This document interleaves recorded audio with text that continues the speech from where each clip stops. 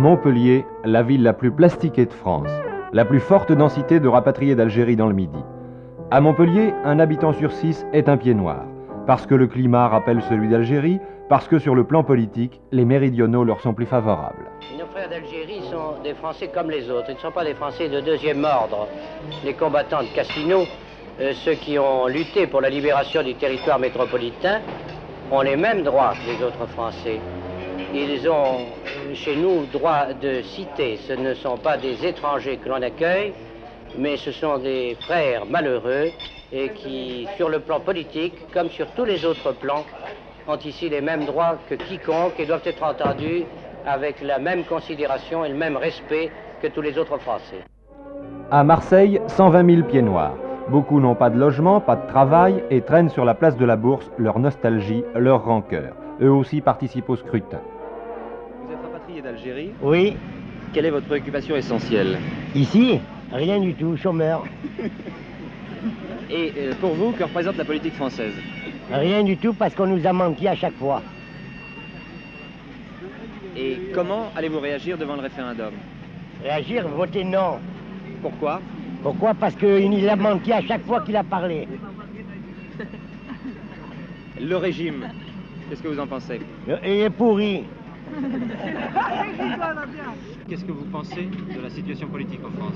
Oh, ce politique en France, ça marche très mal, quoi. En France, ça devient une dictature, c'est plus un pays de liberté. La position, mon référendum, ça sera un non, parce que le gouvernement a fait des promesses qu'il a oublié de tenir, et on considère trop, dans certains endroits de la France, comme le rapatrié comme un pestiféré. Alors que les gars ne demandent qu'une chose, on nous a fait passer pour des paresseux, alors que nous ne demandons qu'une chose, avoir du travail et un logement potable assuré, et non pas de l'escroquerie comme on fait sur notre misère à l'heure actuelle. Le référendum pourtant ne semble rien changer aux habitudes des Français. En dehors des passionnés, communistes ou extrême droite, en dehors des leaders de partis, la grande masse des Français n'y pense pas, n'en parle pas. C'est le 4e référendum depuis 1958, c'est presque aussi une habitude. Et après le soubresaut politique des dernières années, depuis 6 mois, depuis la fin de la guerre d'Algérie, les Français sont fatigués.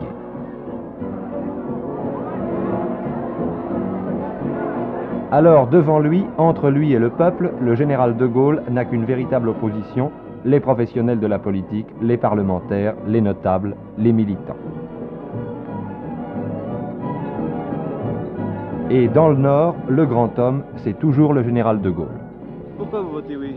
Parce que je suis un républicain depuis X temps. Mon père a été toujours républicain et je vois depuis que l'année 58 que le général de Gaulle a pris le pouvoir, nous n'avons pas eu de renversement de gouvernement, si vous voulez.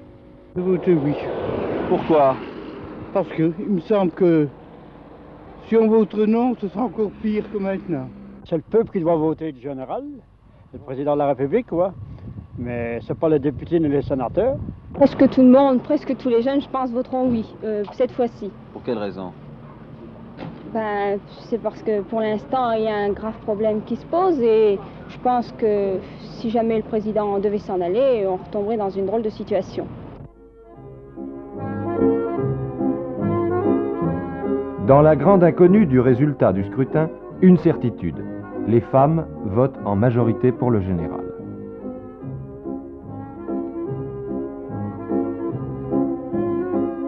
Jean Duché, spécialiste de la psychologie féminine, nous le confirme. L'importance du corps électoral féminin est très exactement de 54%. Mais je crois qu'elle est moins importante que ce chiffre ne le laisserait entendre, parce que j'ai eu sous les yeux des sondages après de précédentes élections, d'où il résulte que, à raison de 90%, les femmes votent comme leur mari. Et les 10% qui manifestent une indépendance politique, si vous voulez, seraient surtout recrutés parmi les femmes qui ont un métier, et plus particulièrement dans les professions libérales. Aujourd'hui, le général de Gaulle, ou n'importe quel candidat à la présidence de la République, entre chez chacun et parle à la femme et à son mari en même temps. La réaction immédiate de la femme est en parfaite égalité avec celle du mari.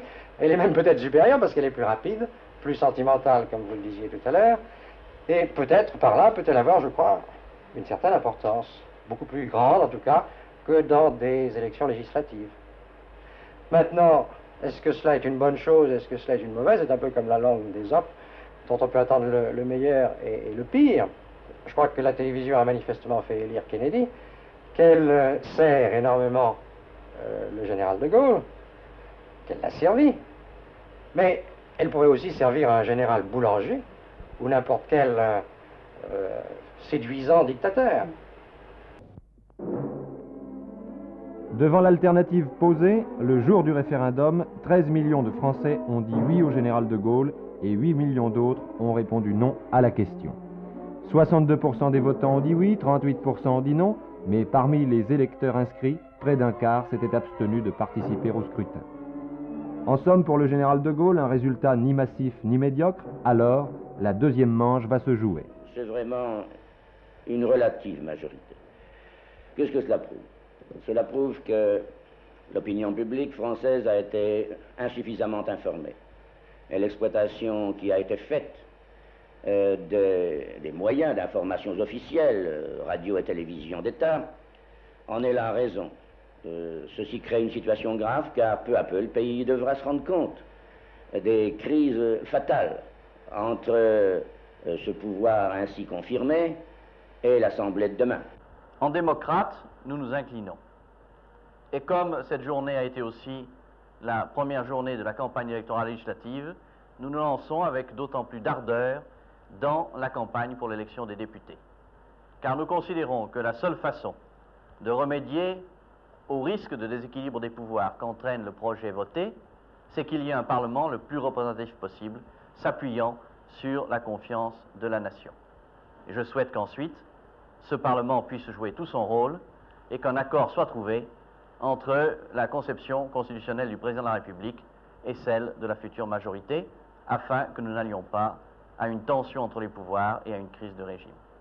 De toute manière, il ne s'agit là que d'un épisode de ce que je crains devoir être un drame national cruel et long pour notre pays, car dans quelques jours se dérouleront les élections législatives.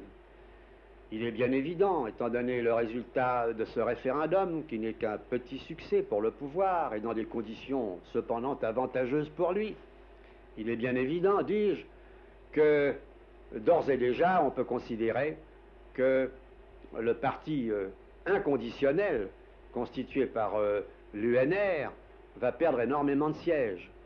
Il sera donc difficile pour le général de Gaulle d'imposer sa politique, surtout dans le domaine de la politique extérieure. Que se passera-t-il alors?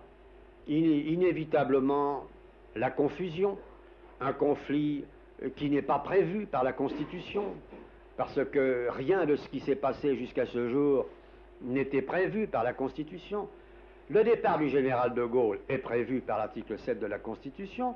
On sait que c'est le président du Sénat qui devient président de la République pendant une période qui s'étend de 20 à 60 jours, et que par la suite, on élit un président de la République nouveau.